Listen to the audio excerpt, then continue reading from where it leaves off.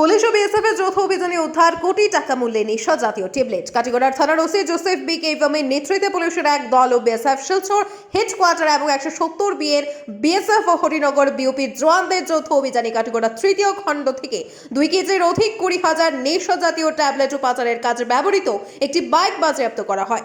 এরই সঙ্গে অভিযুক্ত মুস্তাক আহমদ বরভুইয়াকে গ্রেফতার করতে সক্ষম হয়। ঘটনার বিবরণে জানা যায়, বিএসএফ এর গোপন সূত্রের খবরের ভিত্তিতে রবিবার দুপুরে কাটিগড়া তৃতীয় খণ্ড এলাকার নজরুল ইসলাম বরভুইয়ার ছেলে মুস্তাক আহমদ বরভুইয়ার বাড়িতে দলবল নিয়ে অভিযান চালান ওসি জোসেফ। কিন্তু পুলিশের উপস্থিতি টের পেয়ে পালানোর চেষ্টা করে মুস্তাক সহ আরো 2 ব্যক্তি বেশ কষ্টরত করে মুস্তাক আহমদ বরভুইয়াকে জব্দ করতে পারলেও অন্য 2 ব্যক্তি পালিয়ে যেতে সক্ষম হয়। মুস্তাক আহমদের কথা মতো AS 11Z8907 নম্বরের বাইক নিয়ে এই নেশা জাতীয় ট্যাবলেটগুলো লাইলাপুর ভাগা বাজার থেকে নিয়ে এসেছিল জনৈক রেবুল হোসেন লস্কর ও আরেক ব্যক্তি। রেবুল সম্পর্কে ধৃত মুস্তাকির শ্যালক। প্রসঙ্গত, কাটিগড়ার ভারত বাংলাদেশ সীমান্ত এলাকা দিয়ে বাংলাদেশে গবাদি পশু পাচারের অভিযোগ নতুন নয়। এরই সঙ্গে সমান তালে পাল্লা দিয়ে ইদানিং ব্যাপক হারে নেশা সামগ্রীও পাচার হয় বলে প্রাপ্ত সূত্রে জানা গেছে। উদ্ধার হওয়া 20,000 নেশা জাতীয় ট্যাবলেটের বাজার মূল্য আনুমানিক 1 কোটি টাকা হবে বলে পুলিশ সূত্রের খবর।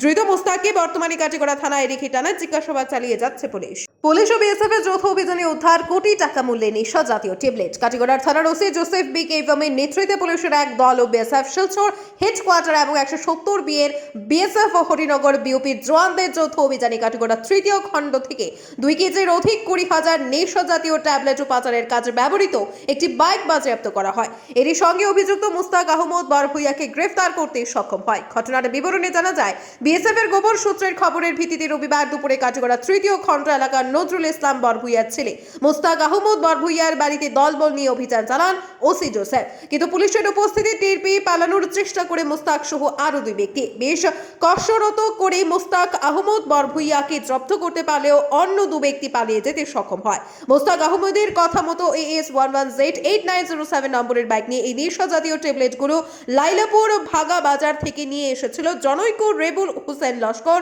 ও আরেক ব্যক্তি।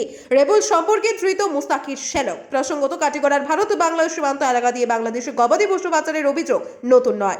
এরই সঙ্গে সমান তালে পাল্লা দিয়ে ইদানিং ব্যাপক হারে নেশা সামগ্রীও পাচার হয় বলে প্রাপ্ত সূত্রে জানা গেছে। উদ্ধার হওয়া 20,000 নেশা জাতীয় ট্যাবলেটের বাজার মূল্য আনুমানিক 1 কোটি টাকা হবে বলে পুলিশ সূত্রের খবর। ধৃত মুস্তাককে বর্তমানে কাটিগড়া থানায় রেখে টানা জিজ্ঞাসাবাদ চালিয়ে যাচ্ছে পুলিশ। ব্যুরো রিপোর্ট, আজকের বরাক।